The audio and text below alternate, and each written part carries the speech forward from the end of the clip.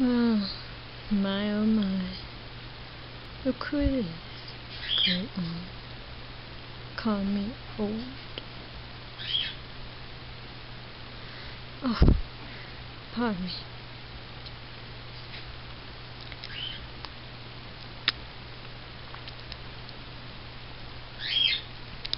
You have to forgive me, I was having an old friend over for lunch. Boy, wasn't they surprised when they saw me. The way Indy has made me now. It is interesting, isn't it, Great One? That you did not believe Indy could do this. Yet, he has. And I'm very grateful that he has made me the way I am before you today.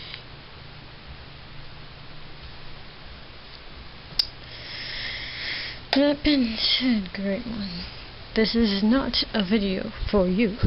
It is a video for Indy. Now, Indy, my friend, I have much to thank you for. And much I'd like to say to you.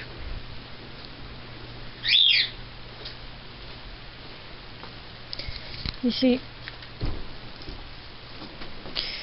never in my wildest dreams did I ever think I could be young again like this. Never in my many years did I think it was even possible that there was a way for it to happen. But it has. My voice even has some youth back in it. I tell you, being trapped in that body for all these years has been one hell of a ride. As old as I may be, I could still kick some tail. Eat brains. Oh, speaking of that, I'm terribly sorry, Indy, but I must say it. Great One, your friends tasted well with my morning tea. Kansas is a different place for me. Never been there before. I did not know what to expect. I must say, it is an interesting place. And it was fun consuming their hearts and brains together. But this is beside the point. Indy, I must tell you, the first time I looked in the mirror and looked at myself without age marks, without wrinkles, without anything whatsoever, I could hardly stand it. I woke up, looked in the mirror, and thought to myself, this isn't real. This isn't real. Well then, and you are going to love this story. I was sitting there, and I found Pinhead's old box sitting there. Well, Pinhead came up to me because apparently he has no need for it anymore, but he came up to me and he said, "What are you doing with my box?" And I said, "Do I look any different to you?" And he looked at me and said, "You still look like the same pathetic old doctor's excuse for Campbell as you always did." And I said, "Sir, we do not have to fight. In fact, I'd much rather we wait to fight." And he said, "I do not care. It is my box, and no mortal is allowed to touch it without being hurt really bad." I said, "Well, severely hurt, huh? Well, I doubt you could hurt me now." And he looked at me as if he was pondering the very thing I said. He looked at me and he laughed and said, "What are you gonna do? You have no powers." I said, "I have no clue if I have powers or not, but I do know this, that my knowledge and my strengths have been enhanced beyond your recognition." He looked at me as if pondering the very thing I said yet again, and he said, "I don't believe you." Then he went off on how Clarice doesn't like me, how Clarice doesn't want me, and I explained to him, "Sir, you have no idea what you're talking about." And he said, "You had no mother, you had no father, your soul was damned from the start." And that about did it. I went up to him, and next thing I know, unbelievable strength picked him up and threw him against the wall. And without even, I don't even know how, but then all the pins in his head went inside his skull, like a game, like nailing the nails. Ding, ding, ding, ding, ding, ding, ding, ding, ding. He looked quite funny. He looked at me and said, "How did you do that?" Blood running down his face. I took one finger, ran it across his face, licked it, and said, "Well, I have no idea, but it was really funny." And he said, "You'll pay for this." And I said, "Bring it on, my dear sir, I'm not scared of you." Well, and of course you can imagine, being Pinhead, he totally did bring it on. And I thought to myself, why are you bringing it on to me when you know what I'm capable of now? He just looked at me, and he swung a chain at me. I grabbed it from its big force, ripped it right out of his hand, making his hand crack open. He screamed and said, "I'm not mortal, how is this possible?" And I said, "I don't know, Pinhead, maybe it's because you don't have this box."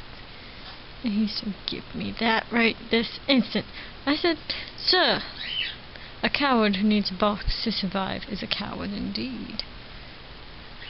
But let me just tell you this, my mastermind has come up with something way worse than this box for you. If you don't back off in this battle, that's what we're going to do." Well, he didn't like that. He looked at me with eyes blazing red, not like the red you've ever seen. Whole entire eye, blood running down his face, tears of screaming torment and pain. And he said, "You have no idea what you have just caused." And I said, "Oh, really?" And got up, threw the box into the fire, and bunches of souls flew out in bowls of blue light. And Pinhead started turning, and he turned back into Elton. Now, I figured out his weakness. If he turns back into him, Elton helps you defeat him. Which is strange. He's a lost soul stuck in him. And he came out, and he looked at me, and he said, "Thank you. You have no idea how long I've been trapped." I said, "By my calculations, it has been over 1,000 billion trillion years." And he said, "Indeed. You are indeed the smartest person alive." I said, "Perhaps, but I just know the way evil men think, and he thinks like no man I have ever witnessed before." Well, he laughed and he said, "Thank you for destroying that wretched thing. But I believe the demon's still inside me. I still look like him, I'm just human now. And he said, it feels good to have those pins out of my head. I laughed and said, I bet it does. And I said, well, if the demon comes back, do tell him to tell Great One this. If he does not stop calling me old, I'm going to kill him. But I leave that to Indy and Freddy. As I said, they're not my concern, Pinhead is. And he said, you and me both. And disappeared in a blazing red flame. Well, this has been one interesting day, hasn't it, my friends? Went to Kansas, showed up in Speedos. Good Lord, I'm sorry, but next time you guys do that, please don't make me do it too. 'Cause I tell you this, my body is not meant for that. I could barely believe I got myself into that. Looked at my own young self and looked in the mirror and was like, oh goodness, this is the most skin I've seen in years. Anywho, that's beside the point, isn't it? Now that I'm young and I have powers, I'd like to really thank you, Indy. I owe you my life, sir. And I owe Freddy my life. I owe you both my life. Speaking of that, don't pay any attention to what the Great One says about his father, and how I betrayed his people. His people betrayed me. I thought I could trust them. I thought that my knowledge would be safe with them. But his father used me for knowledge. And do not pretend like you don't know what I'm talking about, Great One. You know exactly what I'm talking about. He may have taught me all I learned. I reversed it on him and showed him I was not a force to be reckoned with. And if I were you, I'd start thinking really hard before I talk about things I had no idea what I was talking about. That you have no clue in this world about. For instance, your father and I. What happened? And did you ever stop to think just how your pathetic planet blew up? Who was responsible for it? You're looking at. I had to get my vengeance somehow. And as for having a gay lover, I'd never have, sir. My friend had a gay lover. And I was telling the great senator about him because he is the killer they were looking for. I was merely saying he was old, and he was perverted, and he would terrible things for people's skin. I'm not gay. Before you think about calling me that again, you should do your homework. Well, I like the new improved me, Indy, and I like the name you gave me, Indy. And another thing, Indy, I like the way you say Dr. Hannibal Lecter. I like the ring to it, the way you say it, sir. And I'm honored that you are so excited, and that Freddy is excited. I'm excited too. I'm excited to try out new powers, see what I am capable of now. Great One. Good luck getting Pinhead back. And if you do, oh goody goody, I'll have another playmate to have fun with.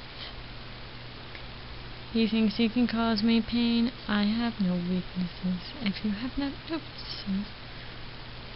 And I would never betray Indy or Freddy. Just because I betrayed your father does not mean I would betray everyone I meet, sir. People can change. I have changed. Over the years, I've looked back at my life thinking, what have I done? What have I become? Clarice made me see it in myself. After her, I changed. After I saved her life, it wasn't the same anymore. Granted, I still wanted revenge, but not for the same reasons. I still had my revenge and went after the person that she was very fond of, who was my old friend, a senator of mine. Well, I made her see that I could change.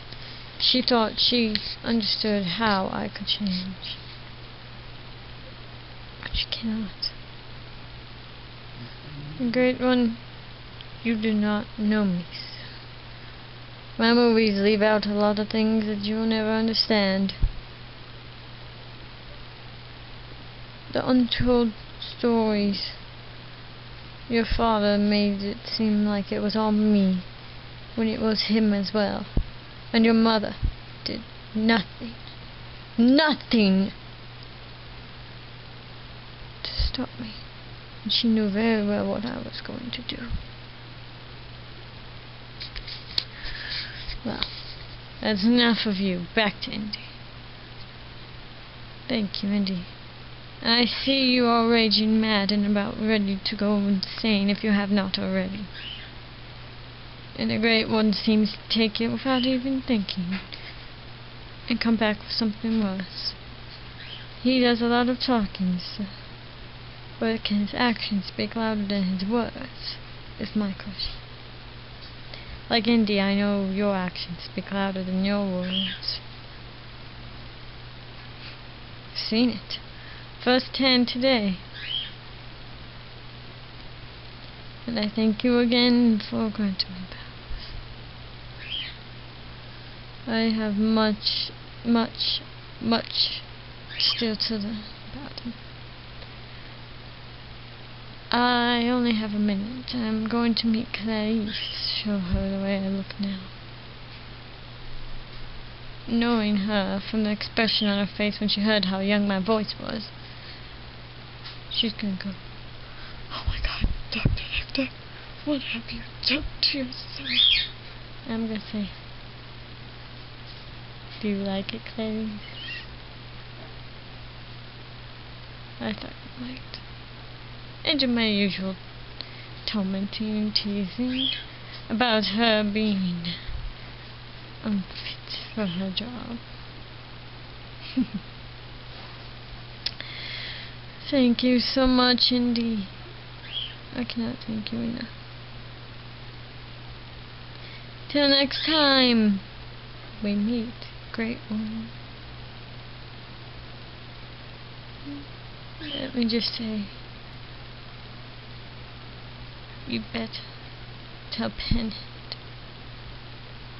that his soul will be no more when I am done with it.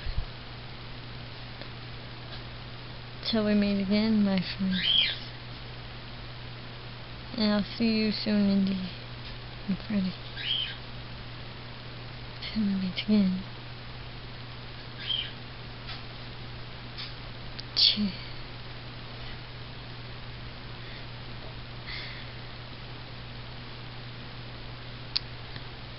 Ta-ta, my good friend.